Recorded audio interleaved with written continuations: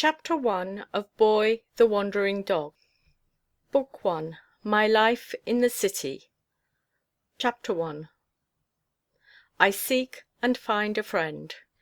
A few months ago I came in the course of my wanderings to the city of New York. My, how the big city has grown since I was here a few years ago. I entered it by way of a ferry boat from Jersey City. Then I scampered up past City Hall, the Hotel de Gink, and the Tombs to the Bowery. Of course, the first thing was to make a friend. I chose a solemn-looking bulldog, sitting round the corner from a saloon whose huge bulging window looked like a big eye staring down the street. The dog, who was brindle in colour and had a tremendous head, sat tight up against the wall, and was keeping a wary eye out for something, I know not what. "Good afternoon," I said politely, and not going too close to him. "How d'ye do?" he said morosely. Then he looked up at the elevated. That's the worst of a big city. No dog that's worth knowing cares a rap about you unless you force yourself on his attention. "Oh, come off the L," I said brusquely.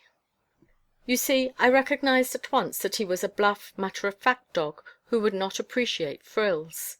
He did come off and gave me a glance. "You're no fairy," he said hoarsely. "No, and I'm no crazy cur either," I replied. "And if I were, you New York dogs would fall all over each other to entertain me. You've got to be either a beauty, a crank, or a millionaire to get on in this city." "How did you like Virginia?" he asked, with a twist of his under jaw. I'm a pretty self-possessed dog, but I could not help starting a bit. "How did you know I have been in Virginia?" I asked sharply. He gave a snicker. "I know you're from the South, for you're shivering on this mild day, and Virginia is the nearest state south that has the exact shade of that lovely red mud sticking to your hind leg." "I'm not a Southern dog," I said hastily. "You needn't go out of your way to get hot telling me that," he retorted. "You haven't the slick repose of manner of the Southern dog." "Well, I'm glad I've struck a four-legged Sherlock Holmes," I remarked good-naturedly. "You're just the fellow to tell me where to go to get a square meal." "Why don't you trot up town for your first feed?" he asked, with a relaxing of his sour expression, for he liked being compared to the famous detective. I smiled. There was no need to say anything. Yet I said it. "Uptown's fine after you have an introduction. Downtown doesn't ask so many questions." "Ha ha!" he laughed gruffly. "I like you. Come right in. I'll share bones and titbits with you for a night. Follow me." And he shuffled round the corner toward the family entrance of the saloon. There he pushed his flat skull against a door in the wall, and entered a yard about as big as a pocket-handkerchief. "Not many yards in the Bowery now," he said hoarsely. "Happened to be a fire next door that burnt a building to the ground, and fencing in the vacant lot gives us a place to stretch our legs." "Good gracious," I said. "The city is getting darker and darker." "Yes," he replied gloomily. "What with burrowing for the subways, and sky-rocketing for the elevateds, and tunnelling for the tubes, the city is getting as black as—" Yes," I said hastily. "I know. It's a habitation not mentioned in polite dog circles." "What's the matter with you?" he asked in his choked voice. "If you're too good for your company, get out." "I'm not," I said hurriedly. "I like you. You're a regular sport." "I used to be," he said, settling down on the straw with a groan. "But my joints, the rheumatiz has got me. I'm not like I used to be. Come on now, reel off your life yarn. I've got an hour to spare. What's your name, and where were you born, and where are you going?" "With your powers of observation you ought to be able to answer all those questions for yourself," I said demurely. He looked me all over with his fine dark eyes. "You haven't got a name," he said with a snort, "or rather, you have many names. You're a travelling dog. You were born anywhere, and you don't know where you're going." I burst into such a delighted yell of laughter that he told me to shut up, or someone might hear us. "What's the matter with you?" I asked wonderingly. "And what's the matter with all the dogs here? I never saw such a cowed-looking set." "We're listening for the cops," he said angrily. "We've got a new health commissioner, and he's a—" "Yes, yes," I interjected hurriedly. "A dear fellow. He doesn't understand dogs, probably." "Understand them? He's a fool. He says it's the citizens first if every dog has to go. He's muzzled every one of us, even when led on a leash. He wants to make little old New York a dogless city." "I suppose it's the old rabies scare," I said. "Sure, that's it. A poor dog loses his master. He runs wild and howls. A crowd chases him, and he foams at the mouth. Then they kill him. Rabies! Rats!" "Come, come," I said. "We're dogs, of course, but let us look at the human point of view. There is such a disease." "Of course there is, but it's as rare as a summer's day in winter. You've got as much chance of being struck by lightning as of being bit by a mad dog." "Yet there are people killed by lightning," I said. He was grumbling on to himself. "The Lord made dogs. Man can't improve 'em. He gave us our mouths free to chew grass and pick a little earth for stomach troubles. You muzzle a dog and he gets sick, and makes his master sick. The fool commissioner hurts the humans more than he helps them." "But he's trying to wipe out the disease," I said. "There isn't much of it, and if the dogs are muzzled for a few years it will be stamped out." "Yes, and we'll have a dozen other worse diseases by that time. A muzzled dog is a menace to his master, I tell you. Let 'em supervise our health in some way.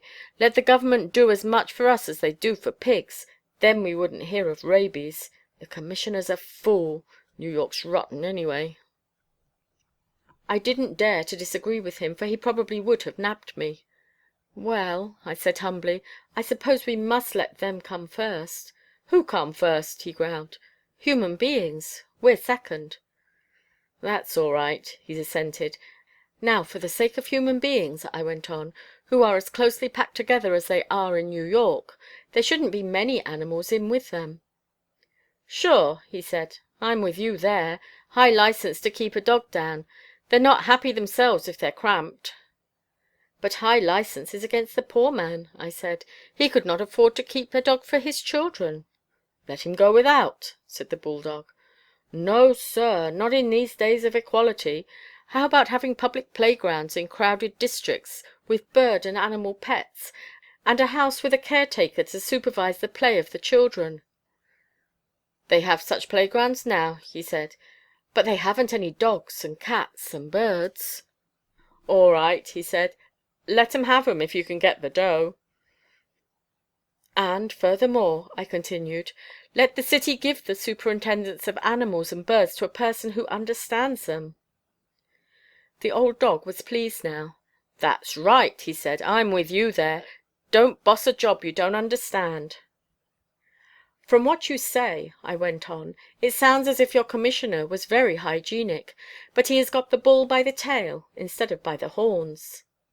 The old dog roared with delight. This was something along his own line, and seeing him so good-natured, I was emboldened to say, "You spoke in quite a religious way just now, yet you keep a saloon." He turned on me quite fiercely. "Do you suppose there's no religion in a saloon? I tell you there's more good nature and help your neighborliness down here in the Bowery than there is up on Fifth Avenue. What told you to come down here for a free feed, eh? You, a classy dog." "But is that religion?" I asked hesitatingly, for I didn't want to ruffle the old fellow and lose my dinner. "It's the new theology," he said more agreeably. "We don't go to church and sing hymns and make roly-poly eyes, but we buck each other up. Why, my minister sells the best of the little Hell Gate distillery stuff, yet if a fellow has too many drinks in him, he doesn't get another one from us." "Well," I said easily, "I try to be an up-to-date dog, and the latest theory is that drink takes strength away. First thing I noticed arriving here was the procession of saloons. First thing I noticed in the South was their absence. It had a kind of too good to be true look." "I see Russia gets on better without the sale of vodka," said my new friend agreeably. "I guess we'd do just as well on the water wagon. But you don't want to be too quick in hopping on it. I often think that some of these fellows who come in here so dry and grabbing for their drinks would be just as well off if they had a lot of good old hot coffee, the kind mother used to make. But but you'd have to go slow with them about putting the coffee pot in the place of the bottle." "I never can understand," I said, "why men don't like grape juice and ginger ale and beer and all kinds of nice, cool, sloppy drinks better than the fiery stuff. But that's been tried and they hate it."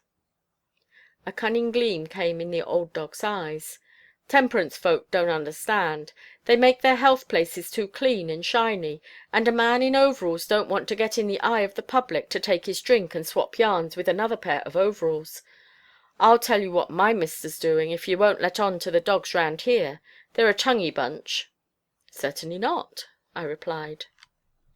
The old dog thrust his head out of his kennel to see if anyone was listening, and then he went on, "It's this way. Mister goes up town or down town to some saloon, say Jones's. Says he, 'How much do you clean up per annum, Jones?' Jones says, 1,000.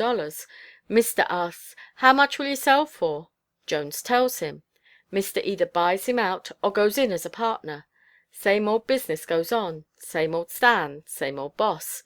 Coffee runs in, liquor runs out, and before Jones's pack know where they are, naughty drinks are out and pious ones are in, and mister makes more dough."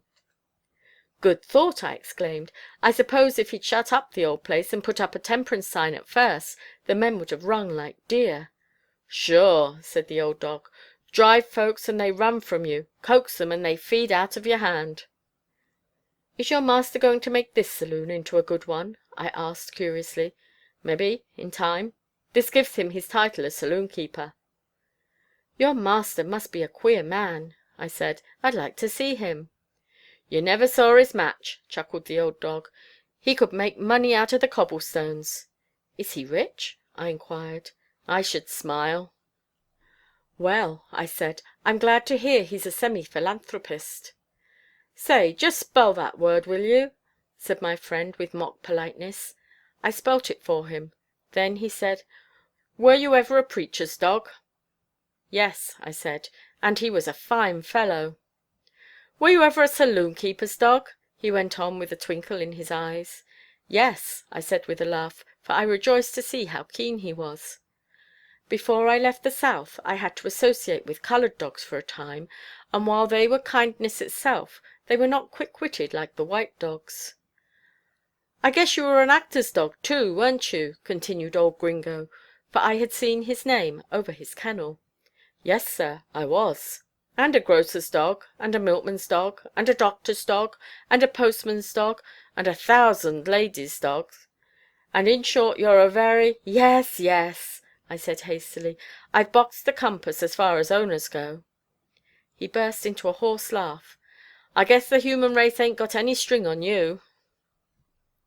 "Well," I said modestly, "I know considerable about men and women." "And children?" he said.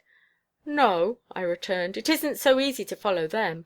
They're so clever, so very much more unexpectedly clever than the grown-ups." "It's a dull fashion now to kowtow to young ones," he said crossly. "I don't like 'em myself, except a few."